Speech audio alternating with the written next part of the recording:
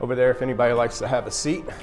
I understand standing, I like moving around a lot, and I'm gonna apologize. I'll talk a lot and I'll move around a lot, so good luck following me. Let's start with the whiteboard. Again, this is for, it could be anybody, even if you're with cars.com, if you have accounts struggling with certain things. Anybody in here that, again, came for a certain purpose, let's go ahead and list them up here on the board. Anybody for the first one? What is the idea or purpose that you'd like to try to get out of this session today? Acquisition. Okay, acquiring cars. So hold on. So it's a whole, and matter of fact, Chris, I was going to have you, Chris, you want to come back? Go ahead and come up here. Let's do that. Is it now, let's get deeper into that, because that's just not trade-ins, obviously, and it's not how to bid on cars better physically, or are we talking private party acquisitions, service area acquisitions, the whole gamut, but is there a particular part of that? Because as we're starting to dig in, the end user, right? Who's the end user? And it goes right back to the beginning of what are you trying to accomplish in the first place. So what's the biggest acquisition challenge that you have? Service. You want to increase service acquisition. Okay. Private party or trades? What's more important to you on this subject? I'm not saying one's more important than the other, but are there lack of trade-ins coming in, and we got to figure out a way to increase that? Yes. You know, one of the things I'll talk about it now because I know I'll miss it and talk about it. Is I'm going to go down that path. Alex was just talking about that. These two things go together, right? So when we get an up, we obviously talk about their trade-in. But when we get a lead, I think a lot of times we try to avoid that conversation, right? Especially when we have a BDC department. All you want them to do is follow the script, schedule an appointment. And I know that because if I go look at your CRM, and would you tell me half your deals that you work have trades at least? Yep. Easy number? Okay. Does half your leads have trade information on it? Okay, when somebody submits an inquiry through cars.com, AutoTrader, any of these sites, it doesn't ask them if they have a trade-in. But guess what? As the BDC department, we're afraid to ask it because it might throw off my appointment. Don't ask them about the trade. You might not get them in the door because now they're going to want to know what it's worth. And we're going to be afraid to give them that number, right? So one of the numbers that I think that you should be tracking is pulling your leads and see how many of those actually have a trade information. Because guess what? If you're not actually getting a hold of that customer, try to sell them a car, at least maybe you can help them get rid of their car, right? So don't be afraid of that. That's a different conversation, but I want to bring that up because that's another way that you're able to drive more trade-ins, okay? Because guess what? They're going to try to sell it themselves. They're going to get a bid. They probably already got a bid from CarMax or Carvana, right? So you might as well have that conversation with them. All right. So, anyways, go ahead. Private party acquisition, service drive, and how to get more trade-ins too for appraisals. Anything else on the acquisition part? No. What else did somebody come here? Yes, sir. As far as back to acquisitions, using internal data, if somebody has best practices in terms of using your internal data. Internal data. Acquisition and to determine what you should be acquiring. Perfect. I'll touch on that a little bit. So internal data for acquisition. Internal data, what were you leaning toward more on that? Really all of it. You know, what's your most profitable segment of vehicle and how hard should you be looking at that, considering that for your store? You know, okay. we all I think commonly look at, you know, your region or even the nation in terms of what's hot and what you should be buying. But I think sometimes we don't take a look at our internal data. I know I don't, but I'm trying to. Yep. To see what your store is doing the best with. It might be very different. Perfect. Yeah, you do have a little bit of a profile, obviously, being a Ford store or a Toyota store. You're going to have a different profile and different management and sales techniques because you know those products better. Other than acquisition, what other topics? People's cars aging or anything? You guys have any? Inventory management. Inventory management. Does that be pricing? Somebody yelled out pricing. Would that be it? Yep. What's the other biggest portion that you're struggling with? Days? Moving that 45 to 55 DL unit. Okay. What's the sell rate of that? In the current climate, because it's changing. Current climate's changing. Yeah, if anybody's just joined the car industry in the last 3 years, you're in for a whole new experience. And really, unless you've gone back to 08, 09 years, and I was with Viato at the time helping dealers get through that, until you've experienced that, if we happen to go into a recession, they're still calling maybe last quarter, first quarter next year, possibly. Unless you've been through that, it's kind of, you kind of know where the ship's sailing a little bit. But So, bunkers. yeah, I was just talking to Alex about that. I did a prediction. I wouldn't be surprised if that happens again. So pricing and current market, what's that? Oh yeah, yippee. I was so sad. I was going to all these dealerships and I see these nice cars. I'm like, oh wow, what's that? Oh no, we had to put the fluid in it, kill that thing. I'm like, really? That's a cool car. That was so sad watching those cars getting destroyed. Anything else? Because again, guys, this is for you, not for us. So inventory management, now just pricing climate of today, also aging, how to get rid of aged inventory. Best end user strategy. Brian, real quick with that, and I'm sure you'll talk on that. Where you at? Did you walk out for a second? Oh, okay. Best end user, sometimes if they got a 55-day-old car, do we look at, because it's always been the strategy, and this is a side conversation because I know it's not part of my presentation, it might be part of his, but if you got a 55-day-old car, the strategy's always been burn the ships at the harbor. Once you make a retail commitment, you retail out of it, but with wholesale as an option, that could be the best end user. Is that something you encourage? So it wasn't part of my presentation, but That's what I'm saying. That's I figured too, but. And Bob Holland's head and I will actually do more he telling me rather than talking about it. Maybe we'll come over this way so they can hear. In terms of his theory, there's a best end user for every single vehicle. I'm like, well, I'm going to retail every single car every single time. But are you the best end user for a bad Carfax, airbag deployed, 2019 with 50,000 miles? Because you already know that thing is that's not the ideal inventory. Now maybe you can sell it, but at what price? Versus a dealership that specializes in only bad Carfax vehicles, off lease only, or whoever it is all over the country. There's multiple examples. But when he's talking about best end user, I would think about it like that. What cars are on the fringe of the outside lane? Not just anybody. Anybody can sell mainstream vehicles. Obviously, the 80% in the middle. But it's the 10%, the roughest of the rough, or the over 100,000 mile cars. Who's the best end user for that? Or even two bad Carfaxes on a $70,000 car. Yeah. So I think if you give a car a shot, that you maybe assume the best end user would just be going wholesale, but let's give it a shot.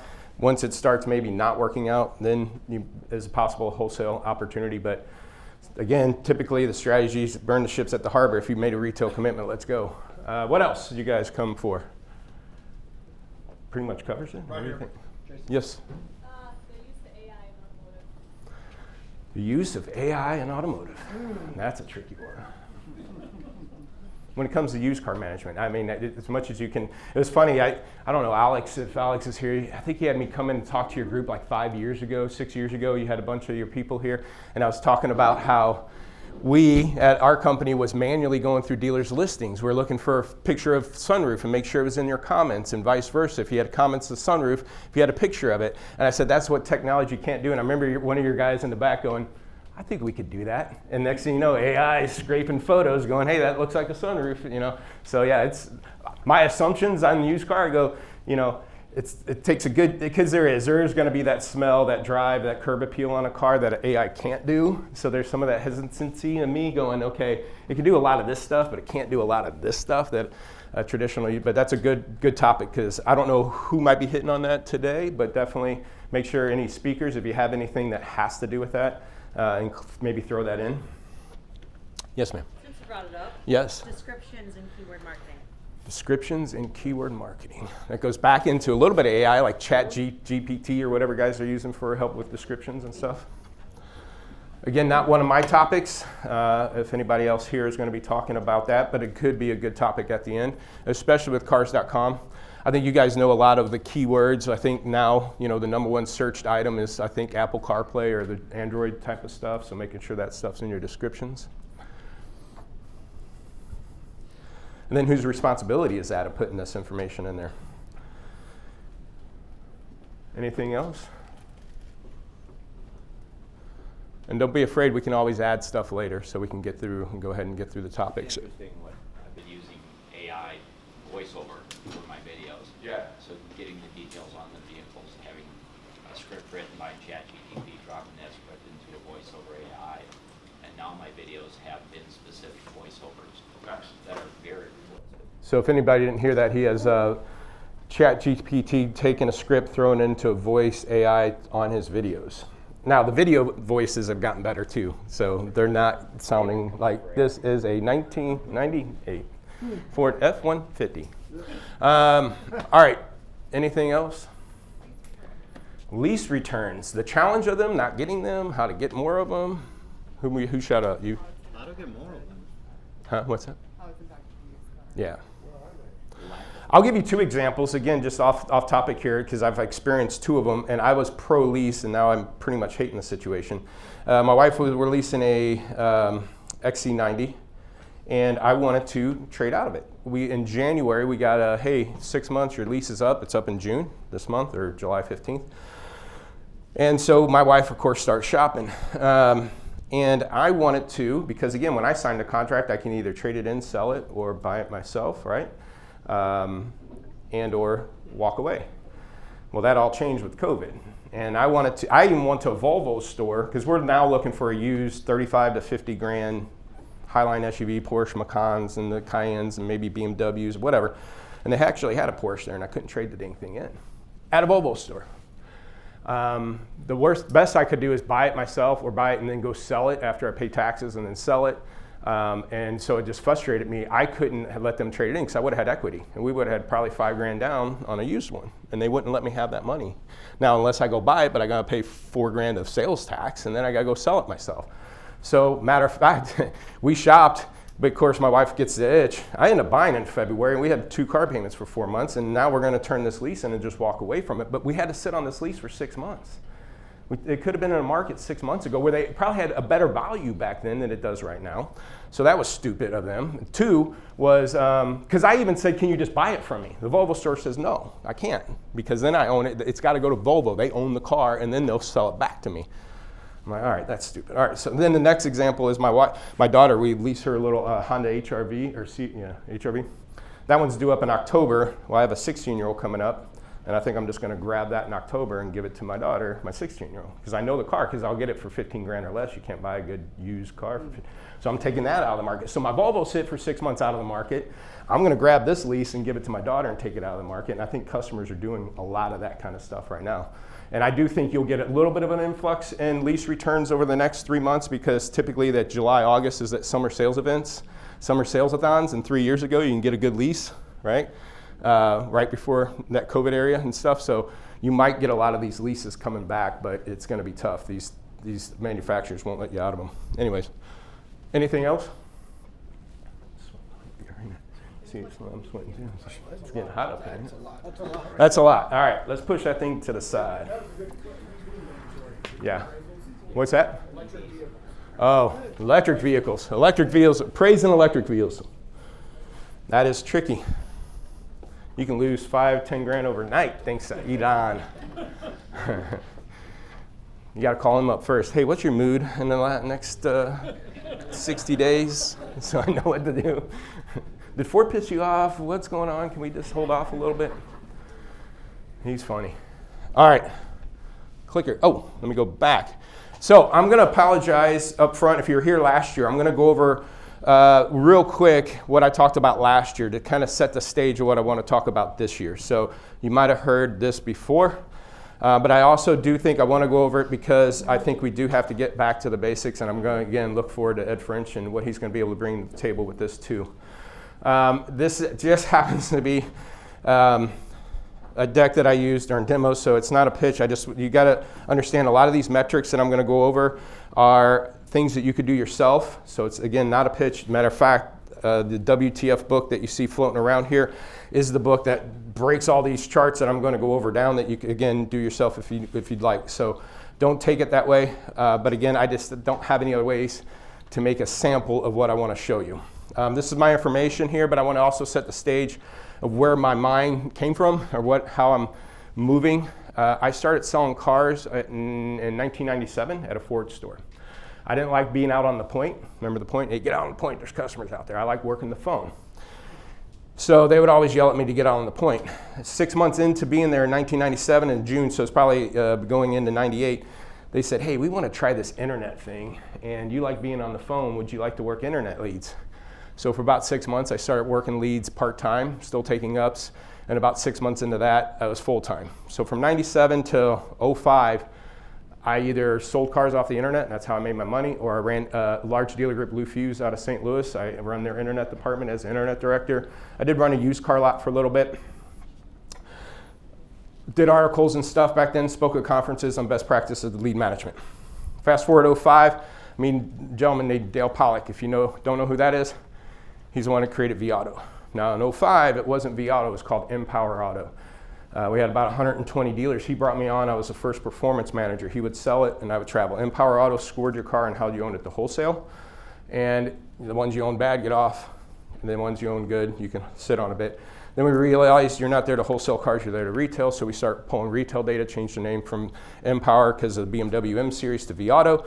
And for 8-9 years, I was with vAuto, traveling all over the country, literally been in thousands of dealerships, helping them with used car inventory management and best practices.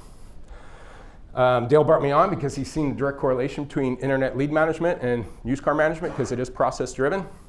And now the company, as you know, is growing. At my last role there, I was a director of the Eastern region. Then I walked away on, I wouldn't say personal reasons more than anything. I wanted to be a better leader at home and church and for my kids and stuff. And I was just traveling 3 or 4 days a week. And I needed to figure out a way to not have to do that. And being at a dealer wouldn't help it, and going to another dealer. So I started this company 10 years ago, helping them with both internet and lead management. I bring that up because today I'm going to go over metrics. We're really digging, and we've always dug into internet stuff, but the direct correlation between lead management and inventory management is just so surprising to me that this world hasn't collided before. And there's numbers and metrics in here that we're starting to expose that I go, holy crap, we've been doing this wrong for 20-something years now, both on the lead management portion and the metrics we track and trend.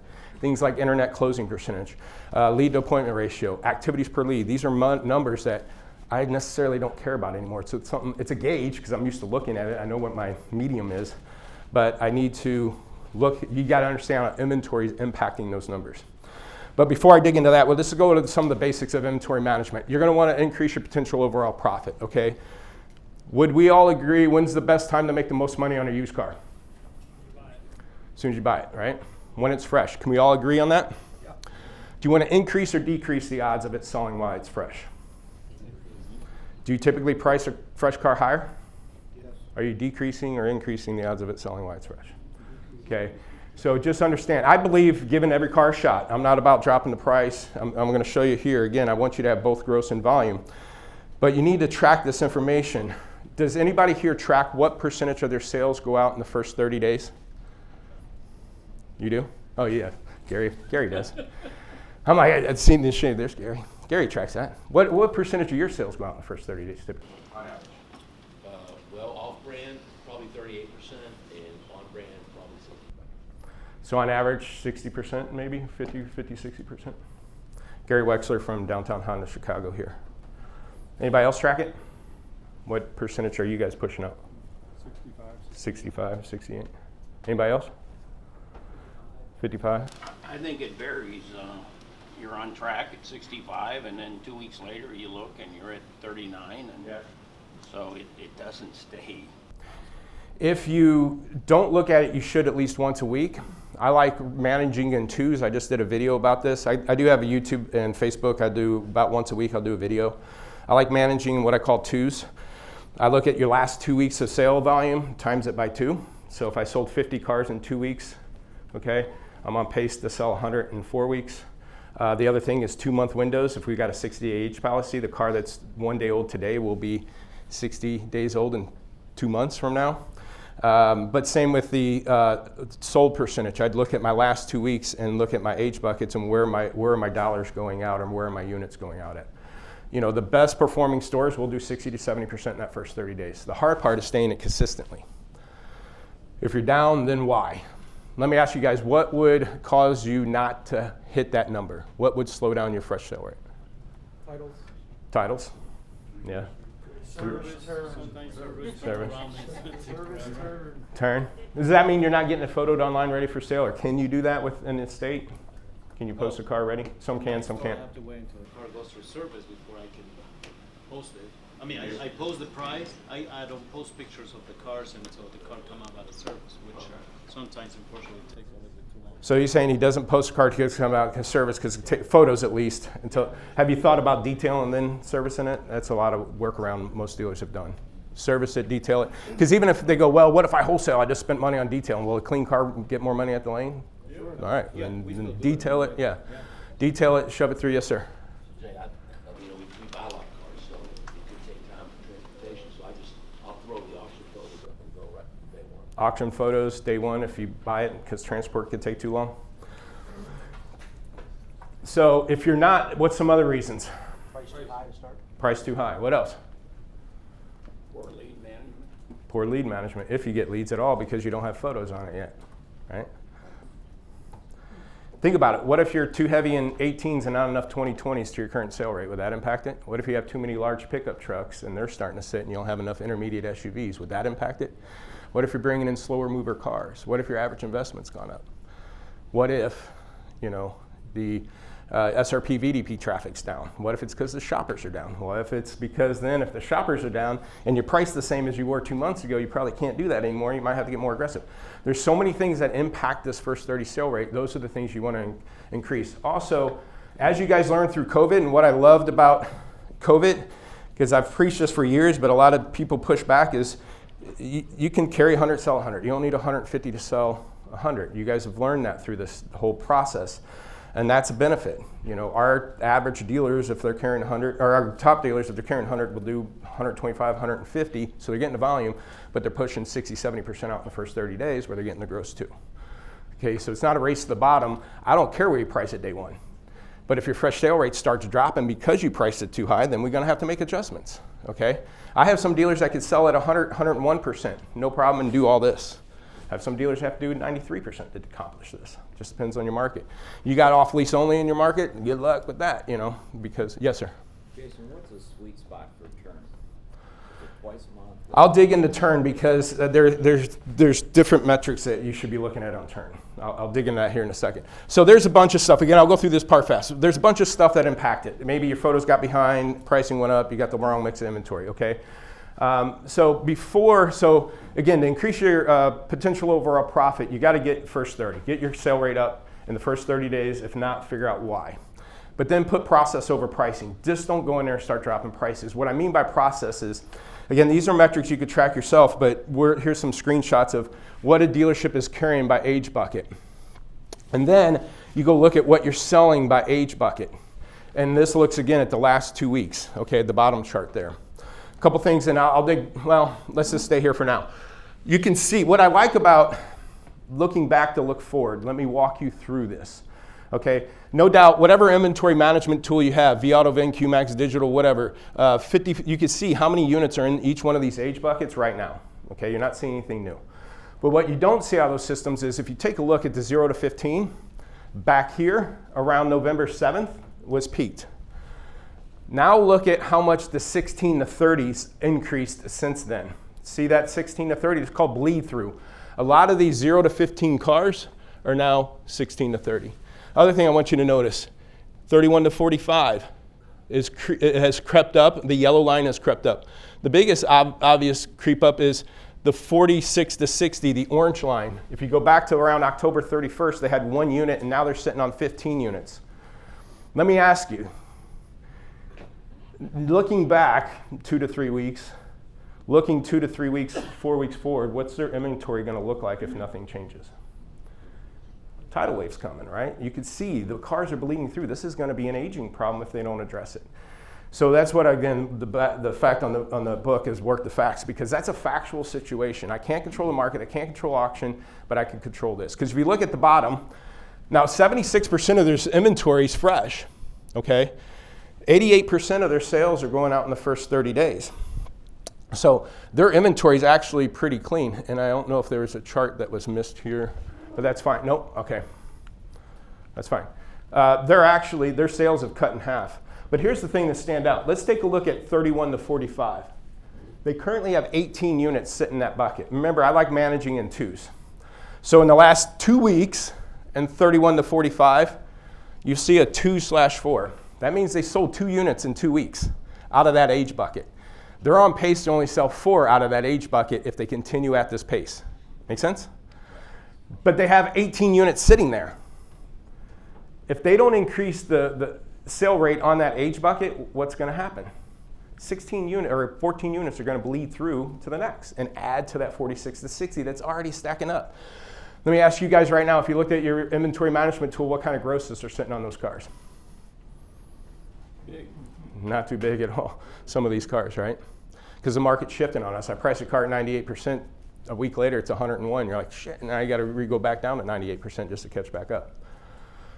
So the market's moving, you got to stay ahead of it, but you got to know this situation's handling on your lot, okay? You need to know this is happening, and then you got to attack it. That's a factual situation, now what, okay? So you got to do that. Pay attention to those things. Gary talked about franchise versus non-franchise. You can isolate those things, or trades versus purchases. Those things tend to move differently, so you want to keep an eye on that. We'll skip through this. Oh, actually, let me not. Lead management, okay? What percentage of your leads then are sitting on this 31 to 45? Do I even have the ability, or 46 to 60? Matter of fact, that's what I was showing here is that 46 to 60 is increased from 1 unit to 15 units, but at the same time, the percentage of leads on those units have dropped. Shouldn't that be a concern to you guys? Do you even know this is happening? Can you even go into your CRM and pull any leads you have on 31 to 45 day old cars? And I'm going to tell you, you can't. I don't care what CRM you have.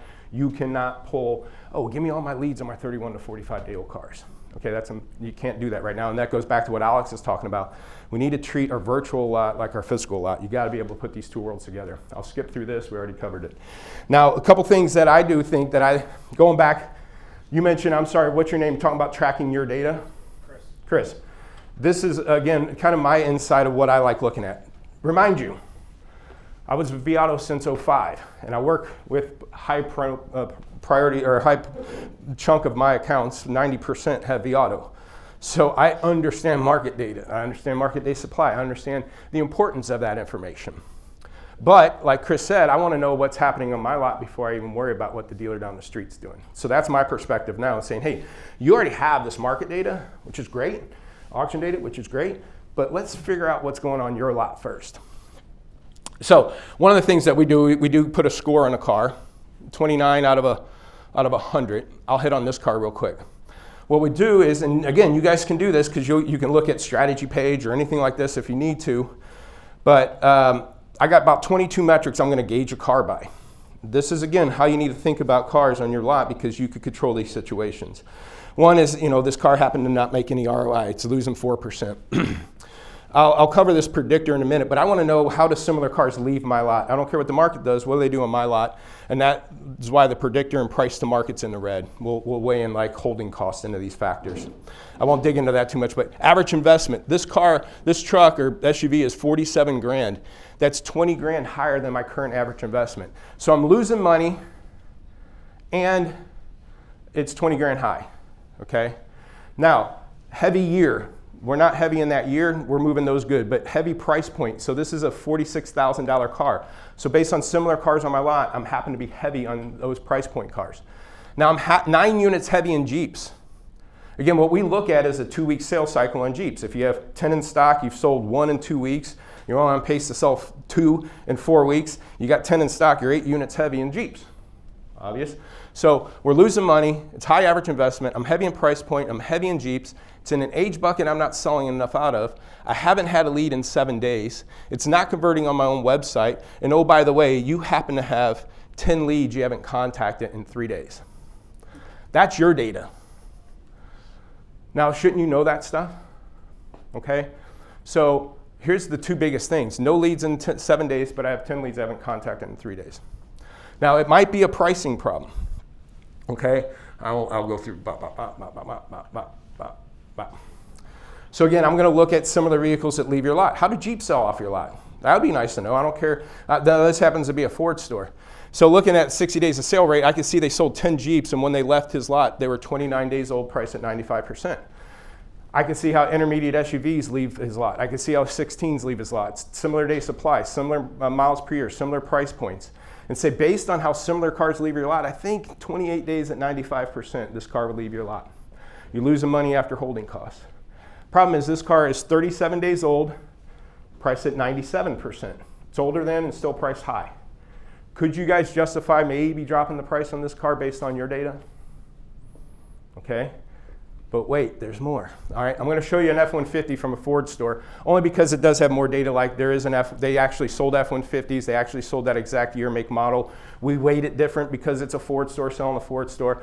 But this car is underpriced. It should have left at 22 days at 96. We're at 94 at 34 days old. So this car might not be a pricing problem. But this is where I say that there's more. Let's put people over product or people over pricing. You got to remember, I told you they have 14 leads. They have 10 they haven't contacted in 3 days. This car has 14 leads on them. Is it a pricing problem? No, don't drop the price. I don't care what this, I said at 96 or 94%, you're at 97%. You got a 33-day-old lead that you haven't followed up in 13 days. A 21-day-old lead you haven't followed up in 12 days. 29-day-old lead you haven't followed up in 19 days. Here's the problem. Carlos, you're a BDC manager, right? Yes. How are your leads followed up? Are they followed up based on the age of the lead? Yes. Fresh leads get followed up with every day? Yes. Till when? 15 days and then it's Every day for 15 days? Wow, that's a lot. Where else? Anybody 7 days, 3 days, 5 days? 5 days, did you say? Or no? Who else? What? 5 days every day for 5 days, and then what? Every other day? By the time a lead is 33 days old, how often is your CRM telling you to follow up? Once every 15 days? How about you? How often at 30 days old if you haven't given up on it by then? Every 10 days. So remember all the issues that I seen on this Jeep that we had on our own lot? If you had leads on this car, how often would you want to follow up with these leads? Every day, every other day, right? But is your CRM telling you to do that at 30, 40-day-old leads? It's not. That's what I'm talking about. What we've been doing for 20-something years has nothing to do. I'm managing leads based on the age of the lead, but that's irrelevant to where the customer is in their buying cycle because I don't know. My wife, we could have waited 6 months because she started shopping in January. We bought in February. Okay? So this is a lead problem, not an inventory management problem right now. So, used car managers. Joe, used car manager. Can you guys see the showroom floor from your lot? Yes. If you saw a customer walking, my wife gets, I always say seen and saw wrong all the freaking time. Anyways, if you saw a customer walking around your lot for 10 to 15 minutes, how upset would you be if nobody helped them? Very upset, right? Throw a chair through the window. But are we just as upset about this, or do we even know what's happening? Okay, and you should. Yes, sir. Jason, how often or could it be possible that compensation plans are also an issue here? Meaning, like these are, they're losing money as time goes on. Now you have salespeople that are saying, hey, they came in interested on this piece because it's priced right, and then they're flipping them to a new car or they're flipping them to something that they're going to make more money on. Yeah, to your point, this car is losing $1,800. Okay? And so, yeah, they're probably not too excited about if their comps on front and gross, they probably walk around those cars no different than they would the lot a lot of times. Jason, if the car's been that long and the lead's been there long. It's only 36 days, but yeah, it's long. Yeah. But can't we presume that the salesperson's already talked about that car with the customer? And so how would you readdress the car with the customer? Well, my question is on that, this car's 36 days old, they're losing $1,800, they get a 33-day-old lead. What was my markup 33 days ago? Right? And then what was my communication back then? Right? I probably had money, or maybe I'm still losing 500 at that point in time, but I was priced at 100% of market and I got a lead right away. So if I'm getting leads on cars at a price, you got to make sure you're going above and beyond. That's the other part. That's the other part that's tough because I know there's a lot of turnover in internet BDC departments. So how many of your internet BDC lead persons have been at your dealership longer than 3 years? How many of them learned to actually sell cars and not just appointments? See what I'm saying?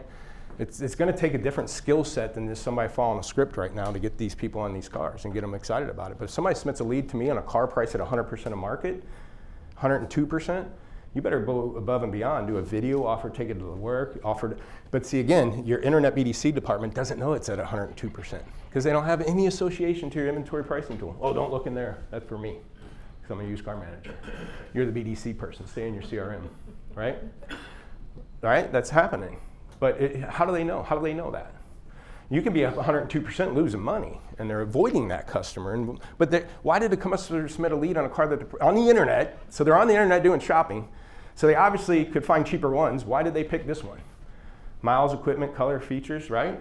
So enhance that, and so my curiosity, one of the things I do want to track is, where was our gross on that 33-day-old lead when we got it? Where were we? 101%. We were losing 500. Maybe the reason why we're losing 1,800 is because we didn't follow up on the lead when we got it at, because again, if you go back, we have a 29-day-old lead and a 33-day-old lead, again, right next to each other, pretty much right at day one on a 36-day-old car. What is it? 37-day-old car. So I was definitely probably in a better pricing position at that point in time. So, let me go back. If you saw a customer walking around on the parking lot with a salesperson and that you go up to Stacy after the fact, 15 minutes later, you notice she don't have her customer anymore, and you say, hey, what happened to your customers? Oh, they left. They were here on that sold 2020 F-150. And they didn't TO? You didn't bring them in? Did you talking about that Silverado we just traded in, less miles, probably at the same price? No, boss, I didn't know about that car. They're probably not going to last on your lot very long, are they? All right, what would we do in that situation if a customer came in on a sold car? What would we do in that situation if a customer came in on a sold vehicle? Switch. Put them on something else. Is that the only vehicle you're looking for? You open the other trucks in that price point, right? And then we go to the desk and we'll figure out, hey, what car can I show this customer? They're on that F-150 last night. That's sold, right? So this stuff happens on our showroom floor. We work great together on our showroom floor, but does that happen in the CRM? Again, this is a study done by Cars.com. It was done in June of 22, looking at how many people are buying a car in the next 12 months. They surveyed over almost 1,000 people. And yes, this has to do with used. You can see too high miles on used car can afford, new and used shoppers. But what this is showing you is 27% of the customers are going to buy within 30 days. 73% are going to take longer. They're doing more research. They got higher interest rates. They got cars that's hard to come by. The price, they're going to pay top dollar for this car. They're going to take their time finding exactly what they want. They're going to start their buying cycle early. My wife got a lease return notice in the mail 6 months early. So guess what? She started shopping. It was funny. I'm in the garage. I don't know how I remember this. I was in the garage, and I get a text from her at like 9 o'clock at night. Hey, what's my license plate number? I said, why? She goes, I want to see what my car's worth. I said, are you kidding me? I'm like, I can figure it. But I go, you know what? No. Here it is, because I want to see what happens and what these dealers do and what they say it's worth. So go for it. But no, but she submitted a lead on selling her the car. Guess how many people followed up with that? I don't have to tell you, right? But she could have been 6 months out or 2 days out or 2 months out. You don't know. So why are we managing leads based on the age of the lead when it's relevant to the customer's buying cycle? Makes no sense, okay? So again, these are Cars.com number. If you disagree with them, argue with Alex back there in the corner. You can talk to him. But even 4 to 6 months. I mean, look, 43% of people are taking 4 to 6 months or longer. 4 months to a year. All right, so let's go through a couple more things. Again, this is last year's stuff, but I'm gonna scratch the surface. So I did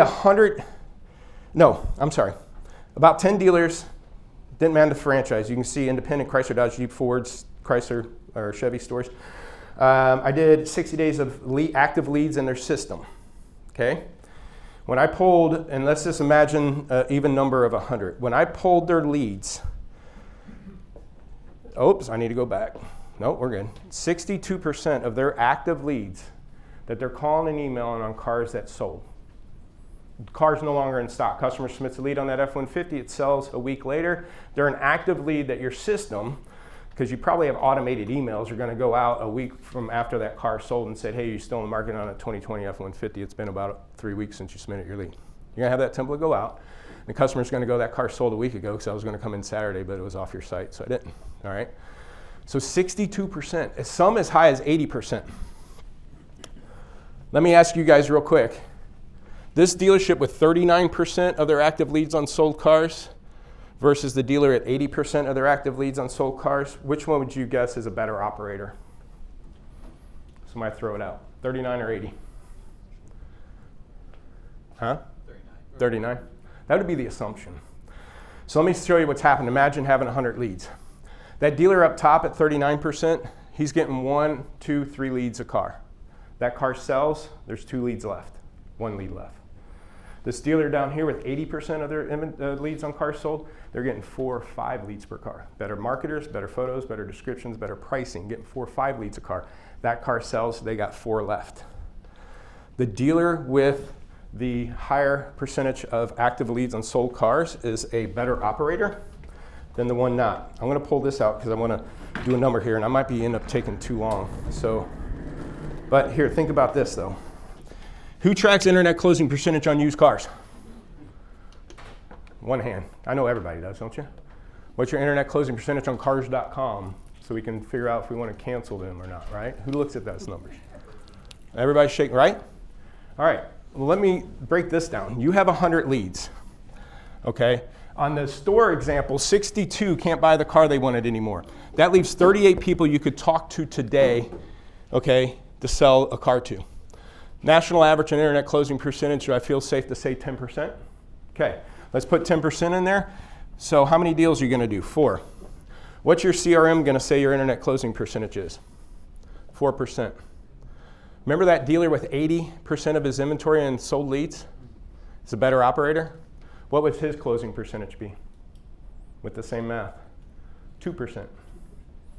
Okay, and he wants to look at his inventory lead providers and cancel them because they're not getting the performance that they want. You're not on the phones, you need to get on calls and emails, our closing percentage sucks.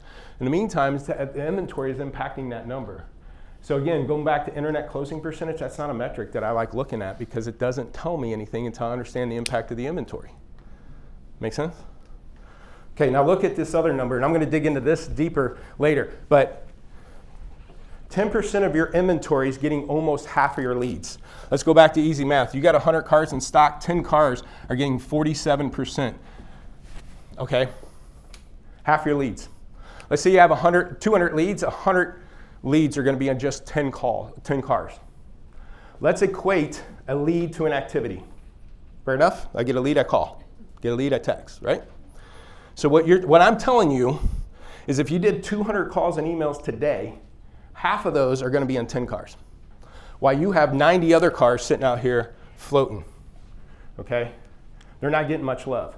So could we take some of these 62% of these shoppers that are on a car that's sold and flip them to the 90 that aren't getting much attention? And should we? And then can we? Okay, would be the next. I'm going to skip through this, and here's what we call switch real quick, and I will use the whiteboard. If you notice, there is 3,800 total leads in this sample set. Up top, only 1,300 of them still had a car in stock. So that means they had a 66% unsold cars. 2,500 of these leads were on a car no longer in stock, okay? Now, almost 1,000 of those had a switch opportunity, 987. So what I mean by switch, one thing you want to look at is we do it by segment. Intermediate SUV, large pickup truck, let's say. And the lead, they submitted a lead on a large pickup truck that was priced at 40 grand. It sells, it's gone. Okay, well, do I have any other large pickup truck? We do $2,500 swings, $42,500 to $37,500 that I can talk to this customer about.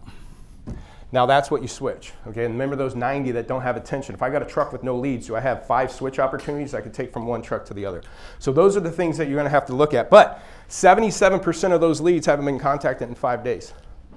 We've given up on them, okay?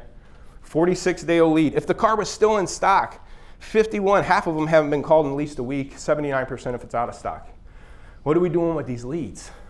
Let me ask you, anybody in here where your leads are going up right now? They're probably going down, right? You're going to have to recycle the leads you have. You know their name, you know their email address or contact information, you know the segment that they're interested in, price point that they're interested in. What better opportunity than that?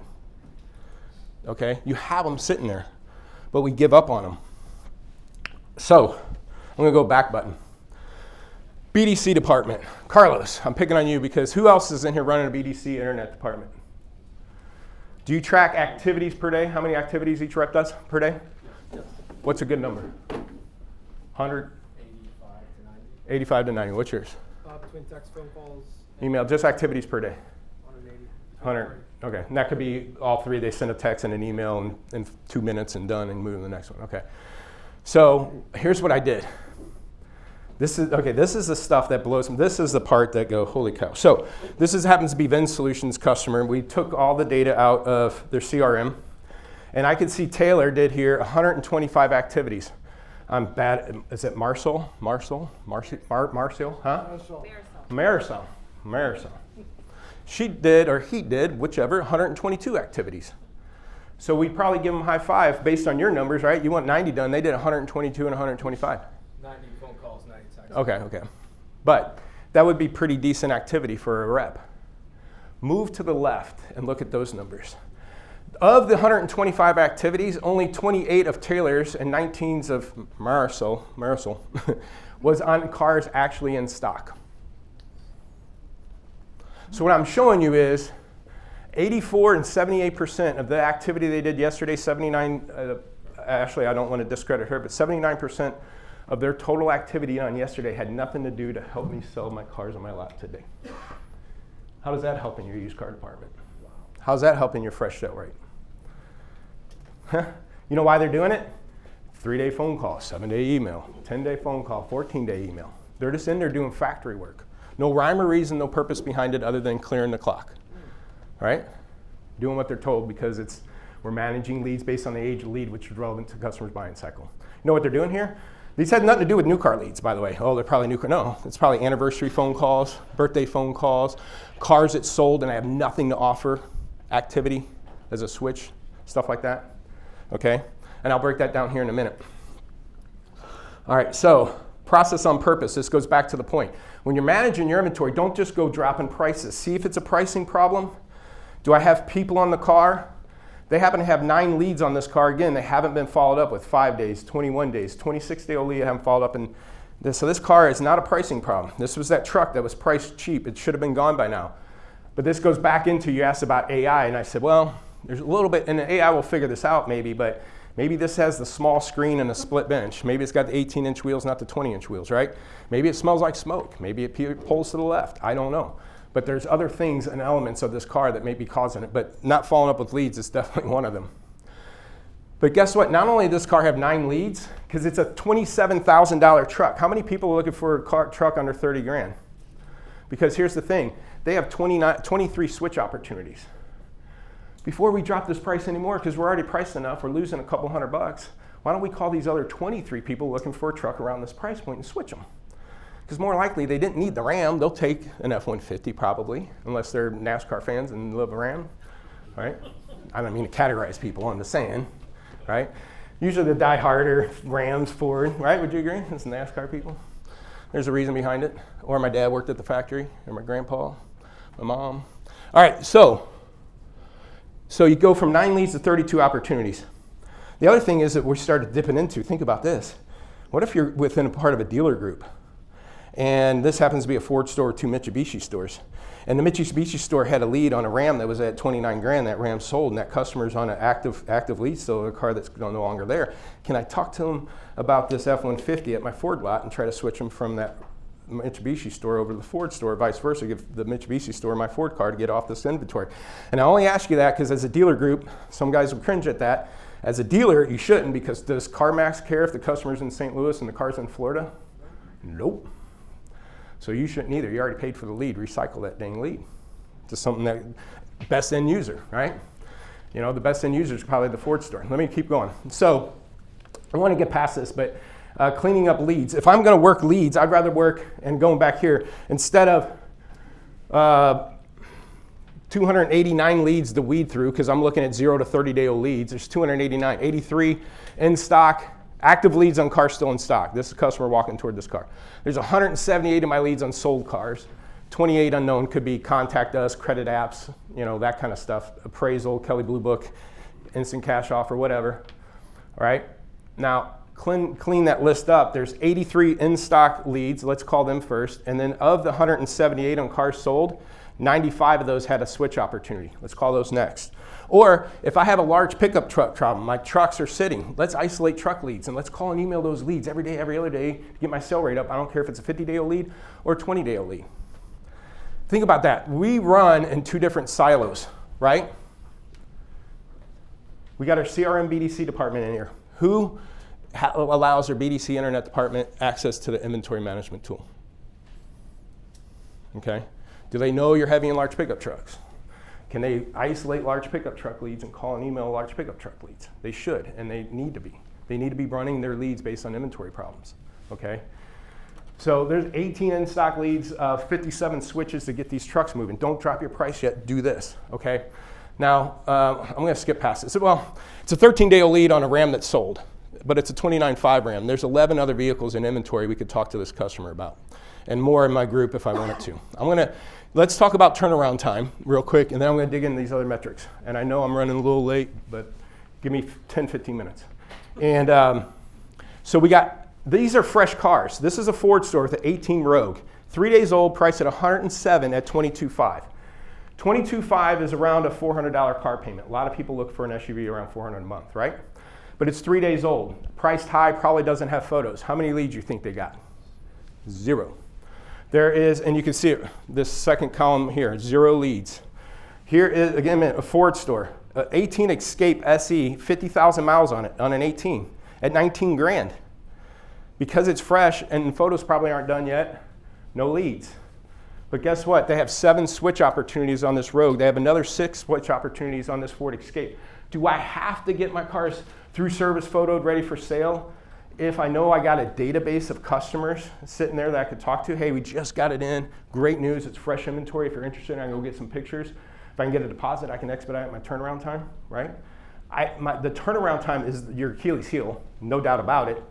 But I'm just saying, if you can't do nothing about it because the title holds and parts holds, you got opportunities to get off this vehicle. But what do? We sit and wait till it's photoed so we can start getting leads on it, right? We shouldn't be doing that. All right, so here's the next stuff. I took, and Gary, if you don't care to mind, Gary's part of this equation, okay? I took our 20 group, we got 20 group dealers, and I took all their inventory and all their leads, and I sliced it and diced it.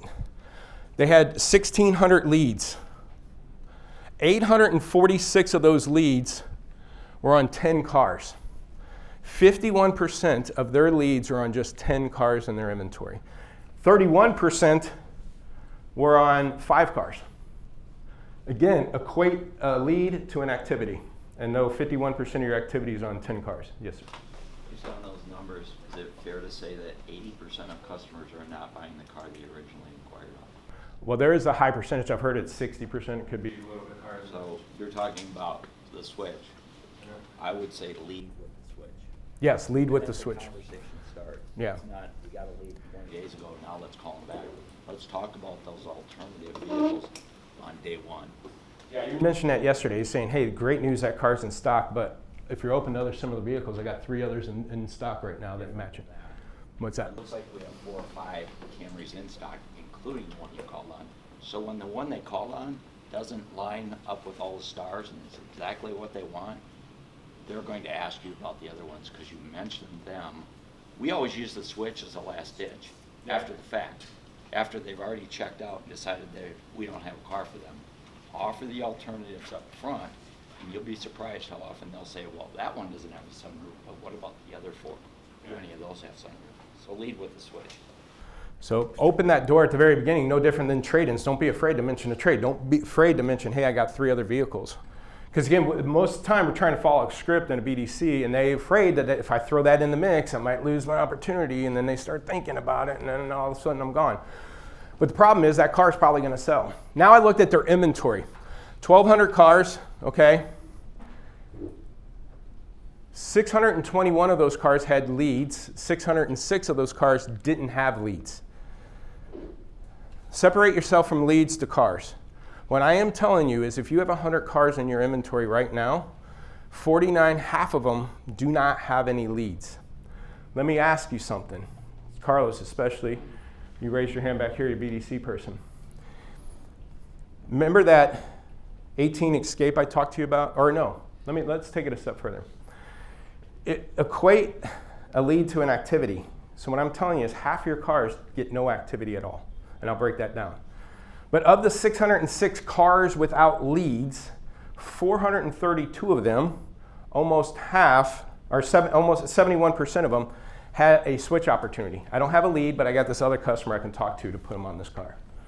Okay, that's true inventory management there. Again, that takes a little bit extra effort, but what are we going to do in today's market? We're going to need this effort. Okay, so here's the other stuff that I start breaking down. Here's a dealer's inventory, and here are the top 10 cars getting leads. This is his top 10 cars. Okay, now look at the first 2 or 3 cars. Now the first one might be obvious. It's a $7,000 car, 38 leads, 79 days old. The next car, 2020 Volvo XC40. It's a $32,000 vehicle getting 19 leads. The next one has 12. So if you just add this all up, let's make up a number, but let's say there's 100 leads sitting right here on 10 cars. If your team did 100 calls today, 38 of those calls are going to be done on 1 car, 19 on the next car. You're talking, 57 calls are going to be done out of the 100 on 2 cars. Activity, lead equals activity. Okay? Now these cars are aged, and we're losing money on 80% of them. Where is your time and energy being spent? How much work do you think those first 2 or 3 cars need to get off of your lot? I'm not telling you to do this, but I almost guarantee if you don't follow up with any of these leads, somebody's going to stumble in and go, hey, can I get that car? I'll give you a deposit. You never got back to me. Hey, let me talk to somebody at the store. I put it in the lead, no one got back. Right? They're going to come in on those cars. You need to work them. I'm not denying that. But where does our energy need to be? Because here's the first set of 10 cars that didn't have any leads. Okay? Let me back this up. 2020 Ford Escape SEL at 60 days old. And I know this car is priced probably at or below 90%. I've seen the numbers. They have no leads on this car. Does your BDC, Carlos, does your BDC department know about this car if they didn't get a lead on it? They know about the car, yes. How would they know about it? I'll leave a list every morning. You give them a list of the cars with no leads? No, Oh. car inventory. But again, are they walking your lot? Do they know it? They don't walk around. I mean, I haven't been in a store in a while, but my guess is a lot of BDC internet people that are just scheduling appointments, and no harm, I mean, they're doing their job, but my guess is they show up, they go to their desk, get some coffee, sit down, and start working leads. You know, are they doing a physical lot walk? Are they kicking tires? Are they looking at, ooh, that one's got a roof, that one's got black. Let me talk to that lead, you know. I'm our marketing director, and I always stress to our sales guys when they take a trade-in, our managers, I don't know what's a hot car. Obviously, I know when the brand new Harley Davidson edition truck comes in, that's the hot car, do a video on it. But when a good trade comes in, send me a picture before it goes to detail, before it goes to service. Coming soon. And then if you take that further to your BDC department, then, hey guys, we just got this in. There's not going to be anything on it on the website, but if you know somebody who called in the last 4 days and they're a lost lead off of these similar cars, call them back. Well, yes, and I know you didn't mean this, but I'll twist it a little bit on you, so just take it as a grain of salt. Is you mentioned that nice, Harley Davidson version come in or nice trade.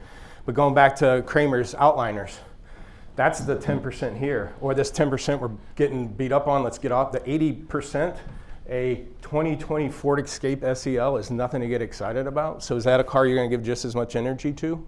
See what I'm saying? We will on that Harley Davidson. Trade, yeah. But these are the cars 80% of it is gonna need. So how much work does this car need compared to those others? But where's our time and energy being spent? Think about that, guys. Half your cars have no leads, meaning half your cars get no activity unless you force it on them. That blew my mind. This is numbers I'm going, oh my gosh, what are we gonna do with this? Dealership operators look at what are the average percentages and figure, okay. Yeah, they look at leads per car. What it should be is what percentage of your inventory has no leads. We did that. I was looking at leads per car. Here's the problem, and Gary, I'll point you out on one of them because this is a perfect example. He had 4 cars over 60 days old. That was it. He had 13 leads per car on that bucket. That would be a good number, wouldn't you think? Mm-hmm. Guess what? 50% of those cars had no leads. Isn't that a more important number? Half of what was sitting there, 2 of the 4 had no leads at all. So basically, 1 car was getting 38 leads, or whatever number that might have been. So the more important number is not leads per car. It's what percentage of your inventory has no leads, how old are these leads, and guess what? Or how old are these cars? And look, we're losing money. Do we keep dropping prices? Hey, we don't have any leads. I guess we drop the price again or wholesale it and take a beating. Or do we work the 34 switch leads that are sitting here looking for an SUV around 22 grand? 21.5 is a $400 car payment. We have 34 opportunities to talk to somebody, get these cars going. Now, the car that scares me to death is a car that you have no active leads and no switches. You've had nobody in the last 60 days looking for a luxury SUV around 39 grand in your database. This is why I was talking to Alex earlier. I want dealers, think about this. I wouldn't want to be canceling any Car Gurus, Autotradercars.com, and he'll argue cancel Car Gurus, I get it. But I want to be on these sites so I can get as many, who's got the upper hand? The dealer that has 5 switches or 30 switches? Okay, get leads. Market your cars. Get as many people, get 80% of your active leads on cars that sold. And guess what happens when you call a customer? Hey folks, I'm sorry that car sold, but great news, I got another car. Oh, you're not interested in that? No problem. What about this car? And you start helping them buy a car. Do they know you're at 102%? No, they know you're at 22 grand, which is $400, and you're trying to help them buy a car. The guard comes down. You're helping them buy a car, not sell them the car. Okay? And how many of these 34 do you think would actually be interested in this car? And guess what? If I can't, as a manager, what I might do in the CRM, I'll just automatically switch them in the CRM. Because guess what? That means they got a lead, and my BDC department will finally call and email them on. And the customer go, what? I wasn't interested in that. I submitted a lead. Oh, I'm sorry. Were you just interested in that? The car sold. We would do that on the showroom floor. Customer shows up on the F-150. They want to walk out and leave and get broomed. And you go, well, hold on, would you be interested? No, I wouldn't be interested in Silverado. You go back to the desk, show them the Silverado. But he didn't want the Silverado. I don't care. Pull up the Silverado. Tell him to take 2 minutes. Go pull up that Silverado and show him that truck. Right? Why don't we do that in our CRM? Just force the customer on that car. Because then you're going to get activity. Okay? All right, just a couple more here. Oops. These are fresh cars.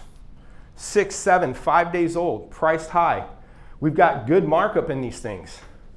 Where do I want a lot of activity being done at? Because again, these cars have no active leads because they're fresh. But I got all this markup in it. I have no leads, so what do? We just drop the price, wait till we get some leads, or do we talk to these switch leads and get these cars moving? You're talking to Honda store with a 14 Honda CR-V EXL with 54,000 miles on it. You don't tell me you don't have customers that would jump on that if they knew they had it, but is your team going out of the way to show it to them, or are you just waiting for a lead? Okay? Half your inventory has no leads, half your inventory is getting no activity. All right? So with that, again, we covered this information already. Look at what we did. So I pulled active leads. I said, all right, let's just look at this dealer. Let me look at the last 60 days of leads. Let me look at the cars that are no longer in stock. And then let me look at the ones that don't have switch opportunities and the last time they contacted them. Because they're managing leads based on the age of the lead, if you look at these leads, 52-day lead, we called them yesterday, there's no switches. Nothing to talk to them about. A 40-day lead on an 07 Mercedes at $8,500. We don't have nothing to talk to them about, but I called them a day ago. What's your conversation on that? What are you saying to this customer? You gonna go find them another 8 grand car? Okay, a Highline car? You know, here's a 11 Terrain, 7 grand car. We called them a day ago. I have no switches. That car's gone. What are you calling and emailing these customers about? I don't know. I just did my 45-day phone call that my CRM told me to do. Look at these cars. This is a car still in stock. Okay? A 56-day-old lead that we haven't contacted in 28 days. And oh, by the way, this truck's still in stock and we have 2 switch opportunities. A 31-day-old lead. All these we just changed the price a day ago. And on a 16 F-150, we haven't contacted this 31-day-old lead in 28 days. This car's still in stock. 56-day-old lead. What does that tell you about how old that car is? It's at least 60 days old. We haven't called them in 16 days. Okay? Price is 79% of market. We got a 20-day-old lead we haven't contacted in 13 days. So Jason, what should the follow-up cadence be if you've got a BDC and there's a car with no leads and no switch cars? Should you change your CRM cadence? Well, no leads, no switches. I'm going to do a marketing campaign. I'm going to VIN specific, push that into other, depending on where I'm priced. I'm at 103, maybe I got to drop it, you know. But if I'm priced competitively, I got no leads, no switches, I'm going to have to market that car. or keep dropping the price or wholesale it. Yes, sir. So what should the follow-up be that frequency if you do have switches? The switches, I would at least put them down another funnel that said sold vehicle, out of stock sold vehicle, and then with the switch opportunities, dump those customers in there. Obviously, day one, I would introduce them, say, hey, that vehicle sold, you'll be able to make some models. By the way, I do have this car. There's been debates. Again, this is stuff we're just trying to get the best practices figured out. Is do you just send them, hey, I got 8 other cars in stock, if you're interested, or do you trickle those 8 out, 1 this day, 2 this day, and have a 7 days worth of follow-up of different cars to offer them? Yeah, and I tell you what, you talk to a customer, submit a lead on an F-150, hey, here's a Dodge Ram. They're gonna be like, hey, dude, I want an F-1. Hopefully they come out of the woodwork going, I already bought, I'm interested in a Dodge. I bought an F-150, right? So that tends to be. The other scary part is, the other thing I start isolating is what about that car, what about that lead that is in a car still in stock, but there's no switches, meaning this is the only car you get to sell this customer. You have nothing else to talk to them about. So that activity should increase, right? I should be managing that lead differently because this is it. If I sell this customer, he goes in the pile of my bottom follow-up because I'm gonna do these first. In-stock switches first, and then I'll follow up. In-stock switches first, then I'll call the 3-day anniversary. Trucks are sitting behind, let's call truck. My 31 to 45 age buckets bleeding through like this dealer, let's call and email these leads regardless of the age of the lead in sales cycle. Yes, ma'am. Sir, and then yes, ma'am. On the cars.com site, but like when I go in and meet with the dealership, where do they see that data? Because I've looked in Viato a couple times, like where you can see their entire used inventory set, but where do they see I have zeros leads and then there are 32 opportunities? Well, they don't, and that's what I solved. But anyways, thanks for the pitch. Ding, ding, Yeah. ding, ding. Yeah. We integrate about 8 CRMs and about another half a dozen inventory tools, and that's the problem I've solved. But anyways, that's why you got to do a lot walk, by the way. No, anyways, I appreciate it. No, but you can't, and that's why I knew that. I mean, but here's the best you can do is if you have Viato VIN solutions. Problem with that is they only show active leads. They only show how old it is. So it does say 30 days old. You'll have to click on it, go see who's got it, when's the last time they contacted him. There might have been 5 moved to loss saying customer bought elsewhere, or process completed after 19 days. You don't see that, and you don't see switch opportunities. So again, I'm not here to duplicate or replace what they've done. I've been wanting to enhance those features. And, On that topic as well, one thing I will just caution, a lot of website providers will do like hey, the special offer, and they're just gonna 100% say, oh, it's the oldest vehicle in stock. So if you're a used car manager, please, for the love of God, go and actually find what is actually special about your vehicle, and don't default to what the website provider is doing, and actually find what is special about that vehicle, to exactly what Jason is saying, to find out what is that vehicle, what is that. So when you go through and say, hey, we do have this, maybe an aged vehicle, but maybe you just got a freaking kick-ass Mercedes on your lot, and that's what's special about it, or whatever it may be, and not just default and because, hey, it's easy and it's simple, and that's why we're going to do it, because those are the ones that are going to move, to Jason's point. now I'll wrap it up with this because I keep saying, I know I ran 20 minutes past for Ed, but he'll be next, but we'll understand that we'll stretch it a little bit, so Ed, don't feel rushed either on that end. But you brought up stocking earlier, and it was Chris, right, that said about stocking. Example, this is a 17 F-150 XLT. I know it's hard to see, but they have none in stock. They sold 2. Now, they sold in 18 days and made $2,400. They're priced here, but here's what the kicker that I was looking at. You have none in stock. You sold 2. You got actually 13 total leads, 5 leads that are still active with no trucks to sell them. So let me guess. If you go buy another 2017 Ford F-150 XLT, you got an active audience in your database. Let's stock to an active audience so I don't have to get a lead on a car. So now I can start putting inventory in my, reduplicate some of these leads. Cars have 7, 10, 4 leads with nothing to sell them. So that's just another angle that we took on stocking is I'll look at what segments and price points are in the majority of your lead. I'll see you have intermediate SUVs, 30 to 35 grand. You got 40 leads with 2 cars to sell them. Go buy more of those. And you got 40 people to talk to day one if people are segment and price loyal, which I think they will be.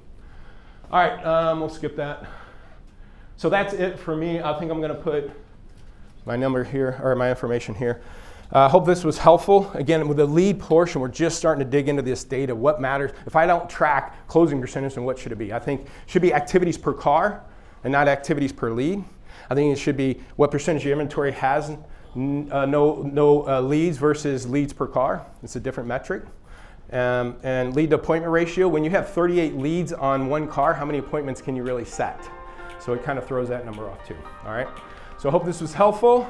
Should we take a little bit of break?